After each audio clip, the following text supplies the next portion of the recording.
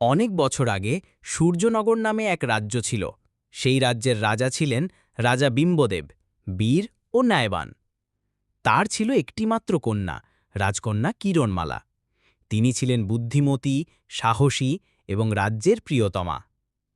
এই রাজ্যের ঠিক সীমান্তে ছিল এক ঘন অরণ্য, কালনাগ জঙ্গল, যেখানে কেউ প্রবেশ করত না, কারণ শোনা যেত সেখানে বাস করে এক অভিশপ্ত সাপ, যার চোখের দিকে কেউ তাকালেই পাথর হয়ে যেত।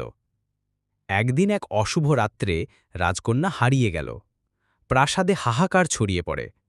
একজন বৃদ্ধ মুনি এসে বললেন, রাজকন্যা সাপের জাদুতে বন্দী হয়েছে।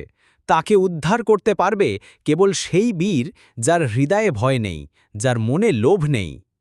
রাজা তার সেনাবাহিনীর মধ্যে সেরা বীরকে ডাকলেন, বীর অর্জয়।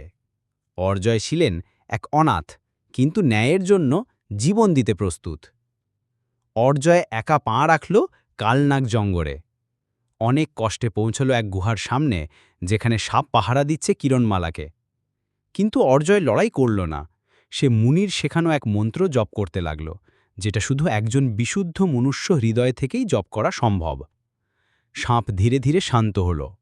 দেখা গেল সেই ছিল এক অভিশপ্ত রাজপুত্র, যাকে ঈর্ষান্বিত এক তান্ত্রিক সাপে রূপান্তর করেছিল।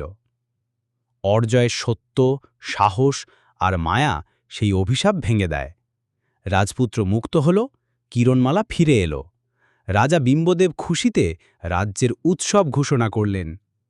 শেষে অর্জয় হয়ে উঠল রাজ্যের সেনাপতি, আর রাজকন্যা কিরণমালার সঙ্গে সে গাঁটছড়া বাঁধল।